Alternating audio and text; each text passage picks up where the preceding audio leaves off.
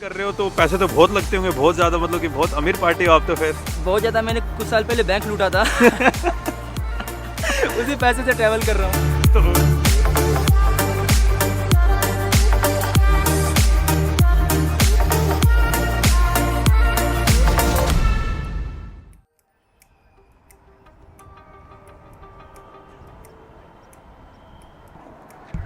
Good evening guys and welcome back to the channel. जगह या it's उलन बतार, the capital of Mongolia. और जो आप मेरे पीछे देख रहे हो, यस यस यस, ही चंगेज़ खान। इस स्क्वायर का नाम है सुख बतार स्क्वायर। तो ऑलरेडी मुझे 3 से 4 दिन हो गए हैं उलन बतार में। पहले मैं रह रहा था हॉस्टल में, कुछ काम किया, जैसे कि आपने लास्ट वीडियो में देखा होगा। हॉस्टल के बाद मैं एक काउ सर्फर के पास आ गया। Now I am staying with a cow surfer, लेकिन वो काउ सर्फर मंगोलिया से नहीं है, शी इज़ फ्रॉम फ्रांस। और उनसे मैं आपको थोड़ी देर में इंट्रोड्यूस कराऊंगा। लेकिन मैं उलन बतार में इतने दिन रुका क्यों? क्योंकि कल है 15 अगस्त और मैं 15 अगस्त सेलिब्रेट करने वाला हूं हमारी इंडियन एम्बेसी में। अभी थोड़ी देर पहले मैं और शुभम इंडियन एम्बेसी जाके आए थे और उनसे कल का शेड्यूल पूछ के आए थे कि भाई कल कैसे कैसे प्रोग्राम होने वाला है, सब कुछ। तो नेक्स्ट वीडियो में आप देखोगे I am celebrating 15 August with Indians in Indian embassy.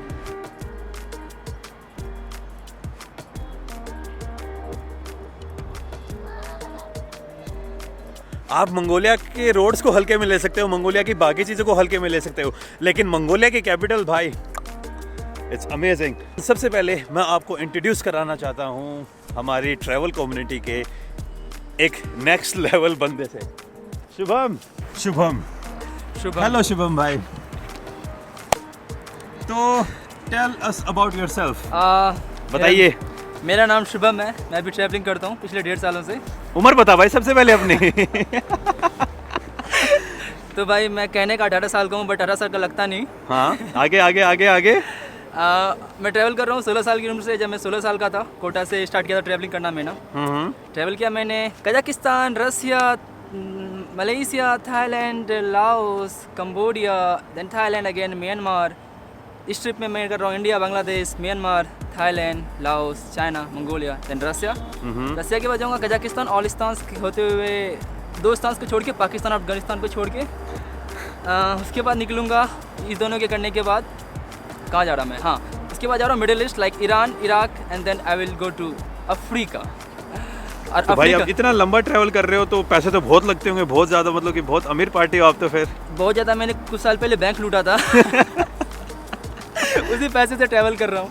तो what's your travelling style? Travelling style same to same Deepanshu भाई जैसी है। भाई मेरे से नेक्स्ट लेवल बंदा है। मैंने हिच हाइकिंग करता हूँ मैं, लेकिन मैं कभी कभार बाइक रेंट पर ले लेता हूँ। लेकिन ये बंदा हिच हाइकिंग करके ट्रैवल कर रहा है। बंदे की उम्र 18 साल। जिस उम्र में मैं सोचता था कि भाई वो लड़की मेरे से क्यों नहीं पट रही है, वो इस उम्र में ये बंदा ट्रैवल कर रहा है।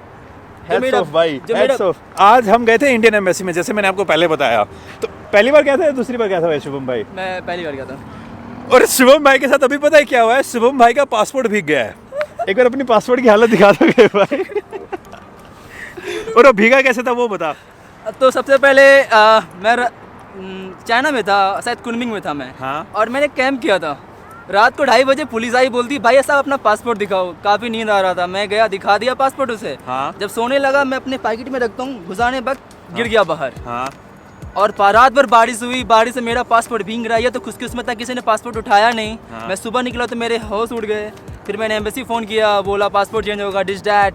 उसके बाद फ़िलहाल मैंने सुखाया वगैरह, काम चल रहा है अभी तक ट्रैवल कर पा रहा हूँ मैं। चाइना वाले ने विजिट करने दिया और मंगोलिया में मैंने एंट्री लिया और कल मैंने कजाकिस्तान वीज़ा भी लिया। तो लगता है चला लूँगा इस पासपोर्ट से मैं। अभी कितने पेज बाकी हैं? अभी 9 पेज बचे हैं।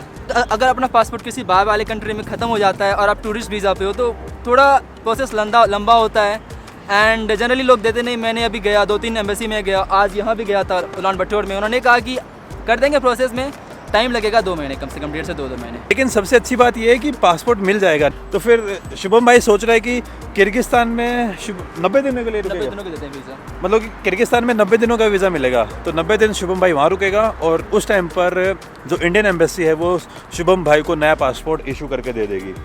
लेकिन शुभम भाई के पासपोर्ट की जो हालत अभी हो रखी है ना भाई, बहुत ख़राब है। दिखाई देता है एक बार तुमसे। फुल गया पूरी तरह से, मोटे होने के कारण। ये पुराने डॉक्यूमेंट नहीं होते क्या? ये स्टैम्प दिखा यार, ये देखो स्टैम्प की हालत देखो, अब इस अच्छा सा सिस्टम दिखा सबसे घड़ी ये देखो मतलब ये वाला स्टैम्प यहाँ पर आ गया है, ये स्टैम्प नहीं है ना, ये स्टैम्प नहीं है, ये बस इसका वो आ गया। ये आ गया है एंड ये वाला स्टैम्प यहाँ पे आ गया है, अंदर वाला रसीन वीज़ा वो दिख रहा है। पासपोर्ट का ध्यान रखना चाहिए भाई। और जो एम्बेसडर से तो नहीं मिले थे, लेकिन जो होता है ना, जो मतलब वहाँ पे यार एक बड़ा एम्प्लॉय था, उसने हमें सच में बहुत सारी बातें समझाई कि पासपोर्ट का हमेशा ध्यान रखना चाहिए। तो हमने एक क्वेश्चन दाग दिया कि भाई मान लो कि हम ऐसी कंट्री में हैं जहाँ पर इंडियन एम्बेसी नहीं है और वहाँ पर हमारा पासपोर्ट गुम हो जाता है, वहाँ पर क्या करें? उनका कहना था कि कोई नहीं कोई आपका रिप्रेजेंटेटिव इंडिया का रहता है अगर कंट्री में नहीं भी हो तो, और जो नेक्स्ट लाइक आसपास के पड़ोसी मुल्क हैं वहाँ के जो नए पास पड़ोसी कंट्रीज़ हैं वो उनसे कनेक्शन बना के आपको पासपोर्ट नहीं मिल सकता है वहाँ पे। लेकिन डरने की बात है भी और नहीं भी। डरने की बात पासपोर्ट गुम हो जाने के बाद नहीं है, लेकिन अगर पहले पासपोर्ट गुम ही क्यों करना, क्योंकि भाई ये आसान प्रोसेस लगते हैं, लेकिन आपके यहाँ एकदम लगते हैं ना, वो लग जाएगी एकदम बहुत गंदे तरीके से। तो आपके पैसे चोरी हो जाना is not a big deal, आप कुछ भी चोरी हो जाए लेकिन पासपोर्ट चोरी मत होने देना। अगर मान लो अपना पासपोर्ट गुम हो जाए तो सबसे गंदी बात है ना, अपनी सारी ट्रैवल हिस्ट्री खत्म। हाँ, ये सबसे गंदी बात यही है, पासपोर्ट भी नया मिल जाएगा आपको, लेकिन आपकी जो पूरी ट्रैवल हिस्ट्री है ना वो खत्म हो जाएगी। मैंने बनाए हैं 1.5 सालों से, वो सारा बर्बाद हो जाएगा। तो सुनो, यही तेरा इससे पिछला इंडिपेंडेंस कहाँ पे था? रशिया में था। और उससे पहले मेरा स्कूल में था। अरे भाई शायद पिछले साल फिर अपन दोनों साथ में रशिया में थे। रशिया में थे ये? मैं 15 अगस्त को मैं मुरमंस्क के पास था। मैं कजान में था। मुरमंस्क या फिर सेंट पीटर्सबर्ग में था मैं। ओके, मैं कजान में था लेकिन एम्बेसी नहीं किया था। और उससे पहले वाला स्कूल में। अच्छा, उससे पहले वाला जो मेरा इंडिपेंडेंस डे था वो था उधर वियतनाम में। हाँ। तो अभी कहाँ जा रहे हैं? डायनासोर म्यूजियम देखने के लिए। थोड़ा सा मैंने डायनासोर का जब मैं आ रहा था बॉर्डर क्रॉस कर रहा था तो देखा था थोड़ा जल्दी निकलते हैं फटाफट। और लाइफ में पहली बार मैं डायनासोर का फॉसिल देखने वाला हूँ। तूने देखा है कभी? नहीं, देखा नहीं है मैंने।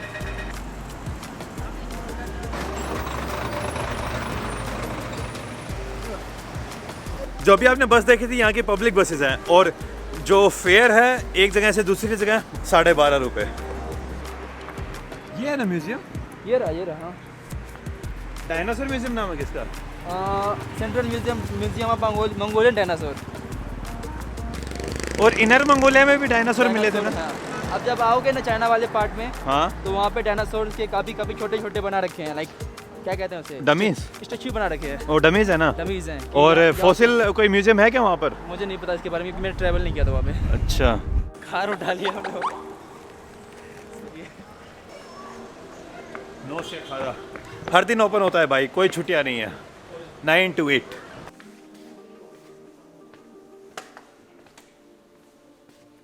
चाइना में इस तरह के बना रखे हैं हर जगह, मतलब भाई ये तो हो गई डमी, और ये है सामने एकदम असली वाला डायनासोर।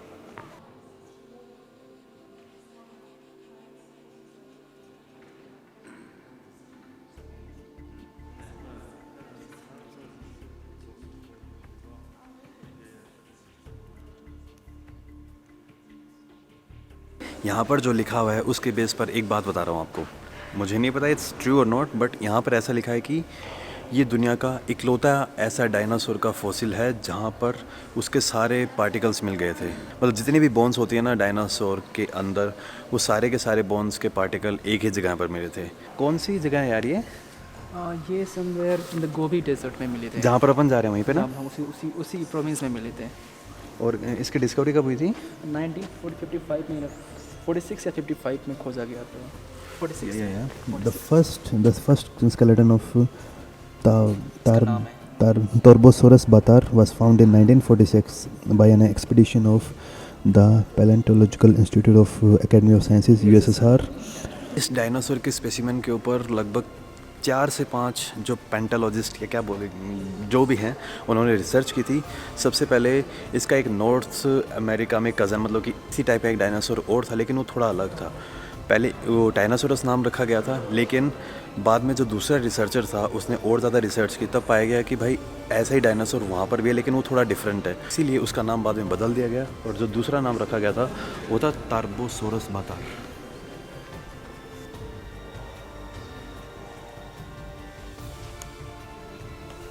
एक टार्बोसोरस बटार का वेट होता है 75 बकरियों के बराबर।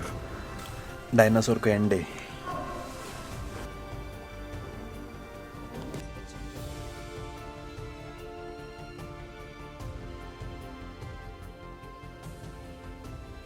आधी बातें मंगोलियन में लिखी हुई हैं तो नहीं बता सकते, लेकिन मंगोलिया के अंदर जितने भी लगभग डायनासोर की डिस्कवरी हुई है वो गोबी डेजर्ट के पार्ट में से ही हुई है। और ये उस डायनासोर का शायद पैर हो सकता है। भाई कितना मोटा पैर है।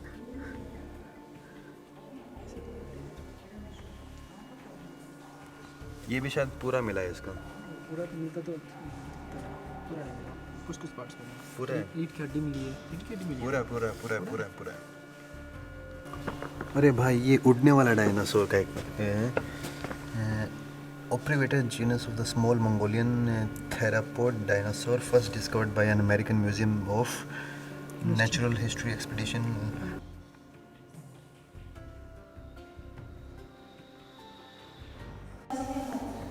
ये कौन सा है भाई? कुछ लिखा हुआ नहीं इसके बारे में। उधर लिखा था। मेरे को लग रहा है हर्बीवोरस होगा, पक्का हर्बीवोरस है। हर्बीवोरस है। हाँ हर्बीवोरस है। बैक्ट्रोसोरस वाज हर्बीवोरस। ये वाला लगभग 8 करोड़ हो गया ना? 85 मिलियन बोला था। 85 मिलियन यानी 8 करोड़ साल पहले, लगभग 8 करोड़ साल पहले एग्जिस्ट करता था ये। बैक्टोरियस had a duck like bill.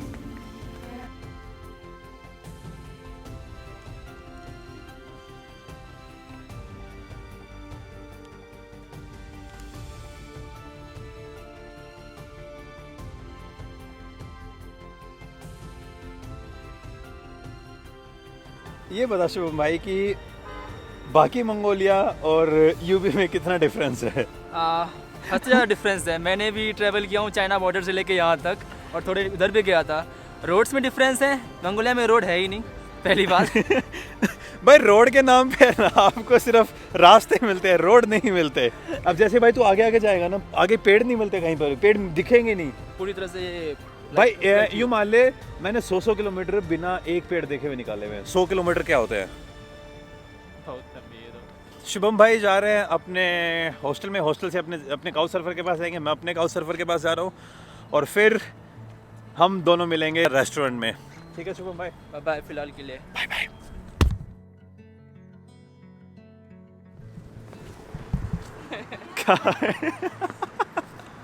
Welcome back guys, and अभी हम आ गए हैं Indian restaurant. And guys she is my host Anna. भाई कई बार बहुत कंफ्यूजन होता है नाम में। नमस्ते इंडियन रेस्टोरेंट। कब पहुंचे? Nice to meet you. Nice to meet you. Mohan. Dipanshu. Mohan, Where are you from? Singapore. How old is it? I don't know. Oh, I thought you are the owner of the restaurant. No. नमस्ते। नमस्ते में आपका स्वागत है। नमस्ते में आपका स्वागत है। खाना महंगा चाहता मुझे। The Indian people from Paris area coming to Ah. this place.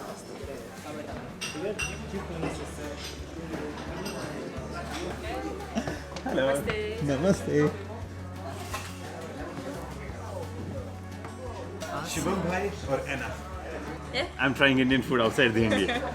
So you will tell us if it's It's like true in India Indian, or but he has already tried here. या इसी में try किया था ना? दूसरे में था।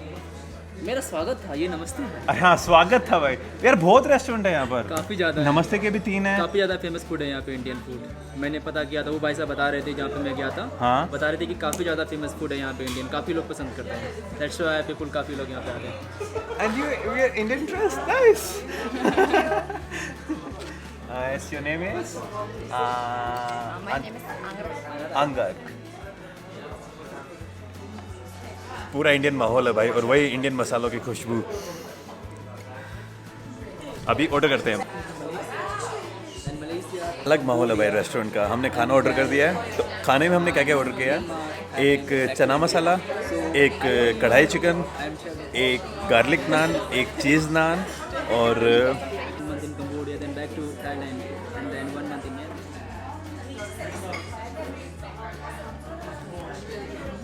भाई गार्लिक नान बहुत बड़ी लग रही है मेरे को। ये सिर्फ 2 नान है और 2 नान का साइज़ कुछ ज़्यादा बड़ा नहीं है शुभम? कुछ ज़्यादा ही पड़ा है ये, मैं खा नहीं पाऊँगा एक नान, इतना कंफर्म हूँ। तो ये हमारा चना मसाला, कढ़ाई चिकन, गार्लिक नान, बटर नान और ये नमकीन, ये क्या है? बताता हूँ Sweet, I guess. क्या है, मीठा खट्टा, चटनी? मीठा खट्टा करने। This is chutney? मंगोल चटनी। मीठा भी खट्टा भी है साथ साथ। Use this hand, like this, this, and just do this. No? Yeah, it's good. It's good. It's good. Then next, eat something and eat this. Come here. It's not. It's gonna be hot, please. Wait.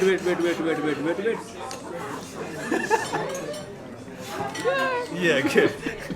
भाई अंग्रेजों से हाथ से नहीं खाया जाता कभी भी, बड़ा मुश्किल होता है। So now I'm going to say bon appetit. Merci. Bon appetit. Bon appetit. Parsla. You're good dress. It's good. Kan je goed maar zeggen. Thank you. धन्यवाद. Thank you. How was the food, Anna? What? How was the food? Good. Really good. कैसा था भाई? तो भाई मैं सही बताऊंगा, चपाती तो जो नान था थोड़ा सॉफ्ट हो गया, सॉफ्ट कर दिया था उन्होंने, थोड़ा मोटा करना चाहिए था। बाकी बाकी सब्जी ठीक था, सब कुछ स्वाद वगैरह सब कुछ ठीक था।